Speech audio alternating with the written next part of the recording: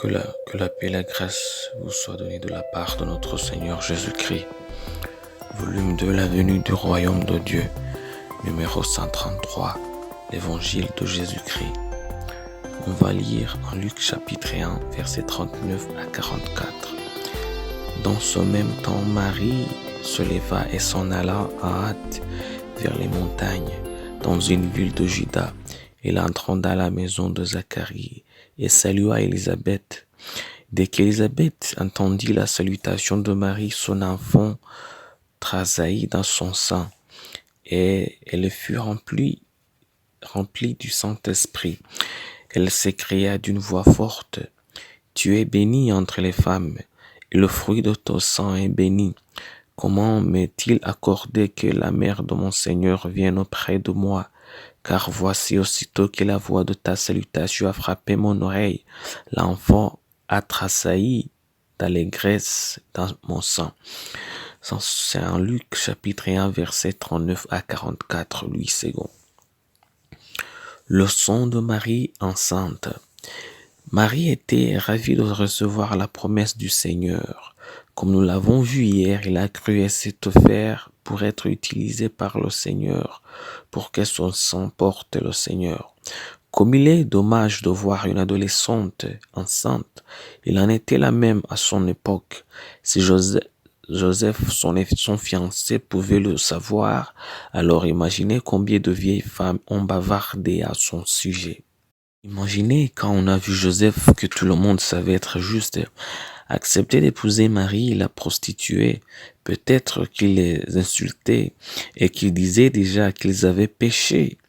Mais Dieu lui avait promis que son esprit allait la couvrir de son ombre. Je dis là Marie. En Luc chapitre 1, verset 35, la Bible nous dit: l'ange lui répondit: le Saint-Esprit viendra sur toi et la puissance du Très-Haut te couvrira de son ombre. C'est pourquoi le Saint-Enfant qui naîtra de toi sera appelé Fils de Dieu. Ça, c'est en Luc chapitre 1, verset 35. Ce que les gens ne savent pas, c'est que Marie était enceinte quand elle a rendu visite à Élisabeth. C'est pourquoi Élisabeth a dit que béni était le fruit de ses entrailles.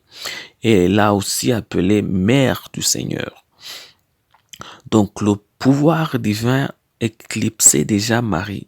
C'est pourquoi lorsque Marie salua Élisabeth, son son était surnaturel, sa voix était plus sainte qu'auparavant, et ses salutations étaient si puissantes qu'Élisabeth et Jean, son bébé, furent aspirés dans l'ombre du même esprit de Dieu, et tous les deux furent remplis du Saint-Esprit.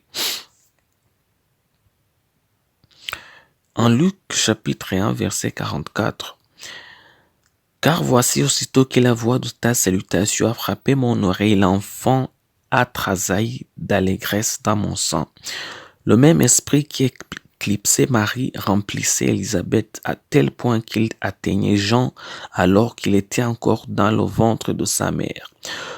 Aucun homme n'est trop jeune ni trop vieux pour être rempli par le Saint-Esprit. Jean a été rempli par le Saint-Esprit dans le ventre de sa mère. En Luc chapitre 1, verset 15, la Bible nous dit: « Car il sera grand devant le Seigneur. » Ça, c'est Jean que la Bible nous parle. « Il ne boira ni vin ni liqueur enivrante, et il sera rempli de l'Esprit Saint dès le sang de sa mère. » Ça, c'est en Luc chapitre 1, verset 15.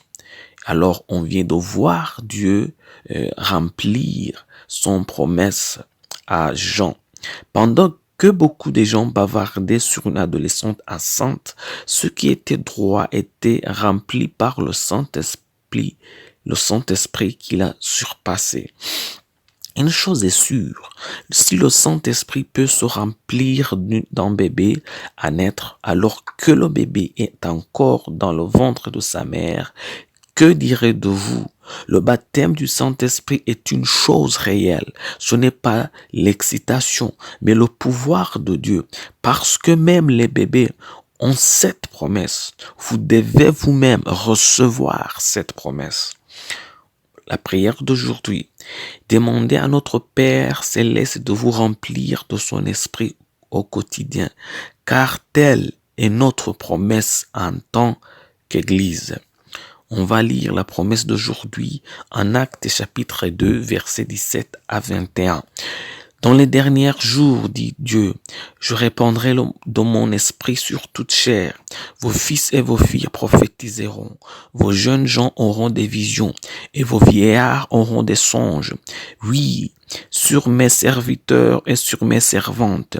Dans ces jours-là, je répandrai de mon esprit et ils prophétiseront. Je ferai paraître des prodiges en haut dans le ciel et des miracles en bas sur la terre, du sang, du feu et une vapeur de fumée. Le soleil se changera en ténèbres et la lune en sang avant l'arrivée du jour du Seigneur, de ce jour grand et glorieux. Alors quiconque invoquera le nom du Seigneur sera sauvé. Ça, c'est un Acte chapitre 2, versets 17 à 21, Louis II. Que la paix et la grâce vous soient données de la part de notre Seigneur Jésus-Christ. Je prie pour vous que Dieu vous remplisse de son esprit et que Dieu vous donne la grâce de faire sa volonté tout au long de votre vie. Que Dieu vous bénisse et que la main du Seigneur reste au-dessous de vous.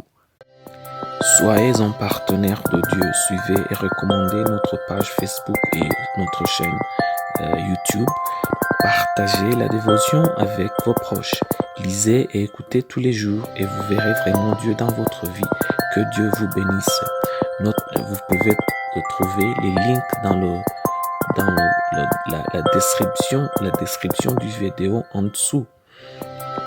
Cet message vous a été préparé par le Ministry of Unlimited Holy Ghost et vous a été présenté par Mahoro Dieu d'amour. Que la paix et la grâce vous soient données de la part de notre Seigneur Jésus-Christ. Amen.